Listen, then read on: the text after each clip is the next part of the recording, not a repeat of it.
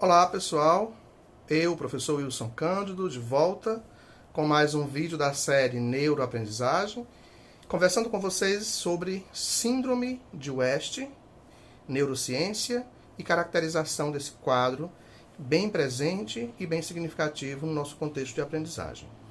Síndrome de West é considerada uma condição epiléptica, logo, se entende a necessidade de medicalização para esse quadro de caracterização muito particular, um quadro convulsivo severo, muito incidente na infância, e caracterizado aí por uma tríade de sintomas que vale a pena destacar, que são espasmos musculares, ipsarritmia, que é um padrão eletroencefalográfico muito específico, e a deficiência intelectual associada. Então, espasmo muscular, ipsarritmia e deficiência intelectual é a tríade sintomática que caracteriza essa condição epiléptica severa chamada Síndrome de West.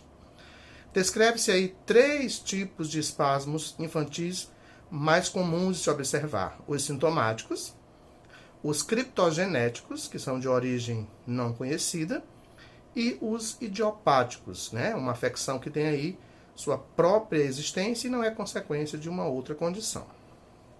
Síndrome de West foi descrito pela primeira vez em 1841 pelo Dr. William James West.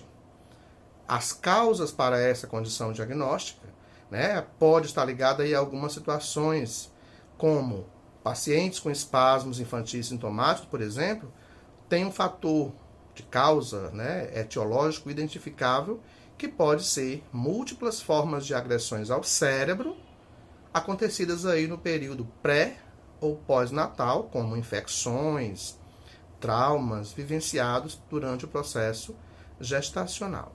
De 70% a 75% das crianças com espasmos infantis têm essa forma sintomática.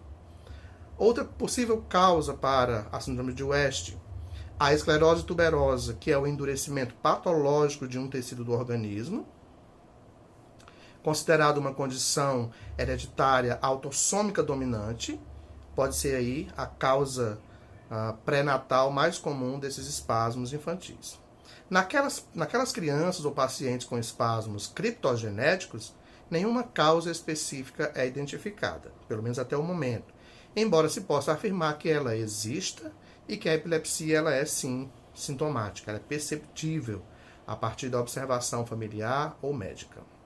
As crianças com espasmos idiopáticos, elas têm um desenvolvimento psicomotor normal antes do início, né, até antes do início dos sintomas, e nenhuma causa é encontrada ou presumida. Uma história familiar, um histórico familiar de espasmos infantis é considerado incomum nesse contexto, porém cerca de 17% dos pacientes podem ter uma história de outras formas de epilepsia. Ok?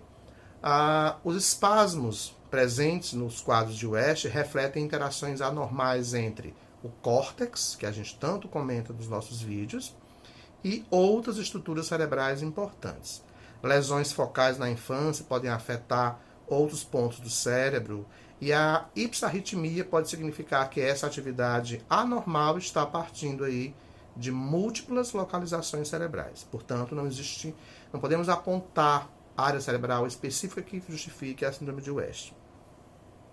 O início dos espasmos se dá na infância e sugere que o sistema nervoso esteja imaturo e logo deve ser importante aí um estudo mais aprofundado para se entender melhor a síndrome. Principais sintomas, principais características da síndrome de West: espasmos musculares em crises esporádicas, mas às vezes frequentes. Contrações são rápidas e a intensidade delas pode variar desde um movimento sutil de cabeça até uma contração que envolve todo o corpo, uma convulsão mais acentuada. Os espasmos podem ser flexores, podem ser extensores ou podem ser mistos, extensor e flexor. Né? Estima-se aí um pequeno número de crianças com West que possa ter um desenvolvimento cognitivo normal ou chamado de limítrofe, a famosa limitrofia, com uma dificuldade que muitas vezes não avança para níveis de conquistas maiores.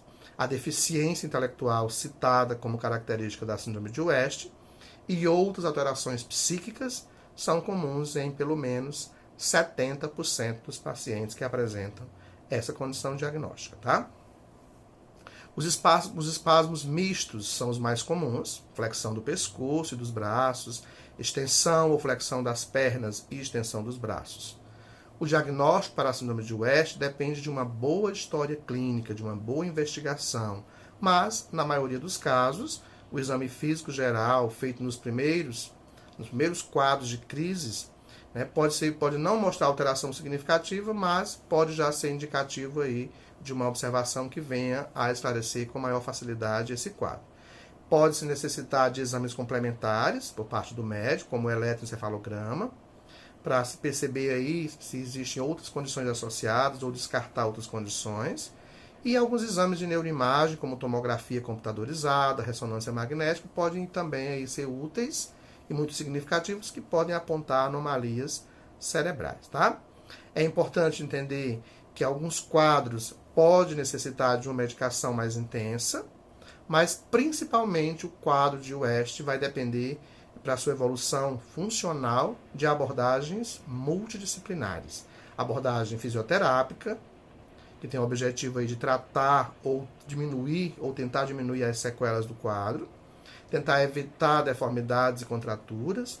Né? Pode haver necessidade de outras abordagens. A hidroterapia é uma abordagem muito interessante para o quadro de West. A terapia ocupacional é extremamente funcional nesse caso, trabalhando não só questões de ordem motora, mas de funcionalidade para algumas atividades simples, manutenção de quadros, evitando aí a progressão de algumas situações. A abordagem fonoaudiológica é muito bem-vinda nesse caso, dentre tantas outras abordagens que podem ser significativas, tanto de ordem clínica quanto institucional, tá? Não há cura para a West porque é uma condição permanente. Não há também como prevenir a síndrome de West.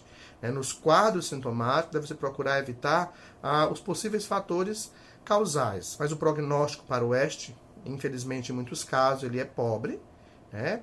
E independente aí da causa que ela possa ter acontecido, o diagnóstico é pobre no sentido de que não há evoluções tão significativas que façam com que o sujeito saia do quadro, né, que caracteriza a síndrome. Mas pode sim evitar a progressão de alguns sintomas, né, e o trabalho significativo aí pode ser feito no sentido de conquistar funcionalidades para situações diversas. Mas em linhas gerais o prognóstico ele é considerado pobre, não tão significativo. Embora alguns quadros necessitem de medicação, requer aí por parte da família uma orientação para que outros cuidados e outros manejos no dia a dia sejam de fato funcionais a esse sujeito, ok? Um grande número de pacientes, cerca de 50 a 70% dos casos, desenvolvem aí outras formas de epilepsia, né? Mas há também a possibilidade de remissão total de espasmos considerados criptogenéticos, embora não haja confirmação de remissão definitiva para os casos considerados casos mais graves, ok? As complicações para a síndrome de West podem incluir aí desde efeitos adversos de alguns medicamentos experimentados durante o tratamento, como também pode-se ter aí algumas outras condições associadas, como por exemplo a síndrome de Stevens-Johnson, pode vir associada com West, que é uma condição causada por uma reação alérgica grave, envolvendo erupção cutânea nas mucosas, podendo ocorrer nos olhos, nariz, uretra, vagina, trato gastrointestinal, respiratório, ocasionando aí processos de necrose. Por isso que é importante um acompanhamento médico para ver como está se dando esse processo medicamentoso e quais outras possíveis comorbidades podem estar associadas ao quadro de West, tá? A criança apresenta, em alguns casos, complicações respiratórias devido aos espasmos, deformidades, por isso a importância de um trabalho para evitar complicações maiores, podendo aí também, em alguns casos, ocorrer subluxação do quadril em virtude aí de alguns movimentos bruscos, ok? Síndrome de West, esse foi o nosso assunto de hoje.